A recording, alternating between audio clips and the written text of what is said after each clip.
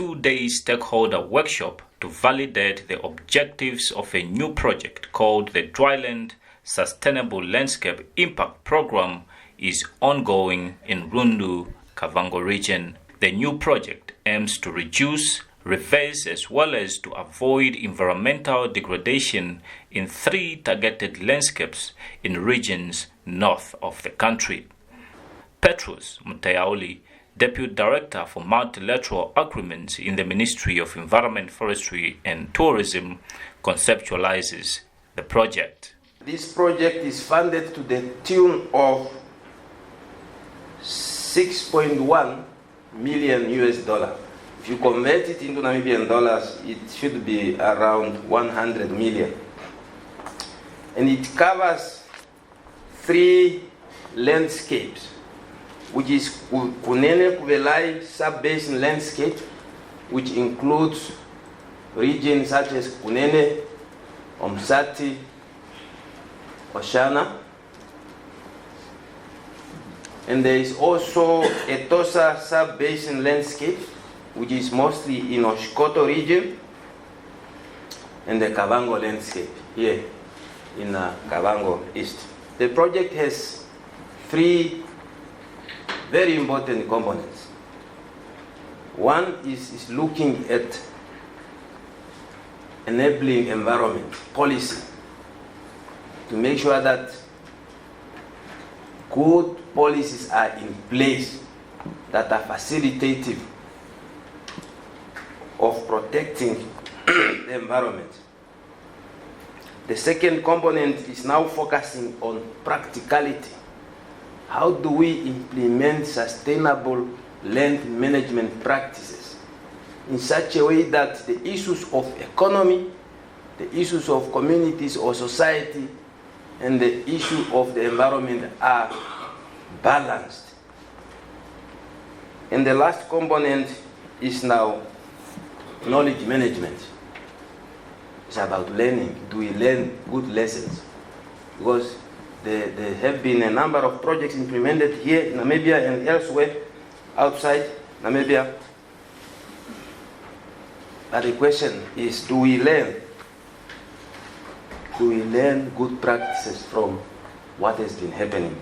As part of the stakeholders, the workshop is attended by, among others, regional governors from the 3 landscape areas. These are Omsati, Oshkoto, Kavango East and Kavango West regions respectively. Speaker after speaker encouraged that the project implementation must have impact at grassroots levels. Call of duty to utilize, avail resources to make impact to the lives of the communities within the selected 3 landscapes.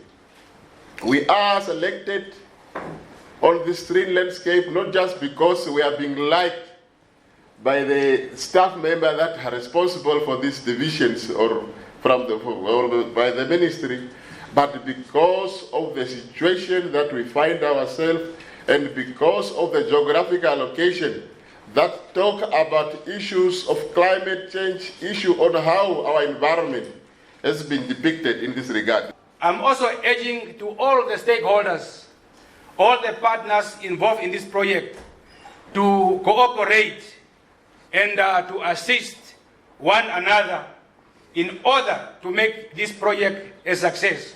Because when this project failed, then we all have failed. And when this project succeeds, it's to the benefit of all of us.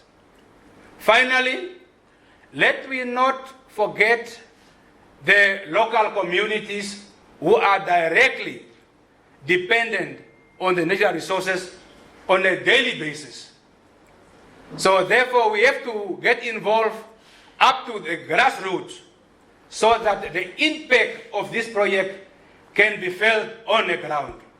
The ever-increasing population requires healthy land resources and flourishing ecosystems to ensure, amongst others, food security for vulnerable communities that are most at risk of suffering from the adverse effects of poorly managed environment. Since this project aims to safeguard the livelihoods of thousands of Namibians residing within the three targeted landscapes in Omusati, Oshikoto, and Kavango East regions, it's crucial that key stakeholders, including the project team, understand and take ownership of the project goals and objectives. Let's identify nature-based enterprises that can be developed in each of the landscape, that can create jobs for our youth and women and men also.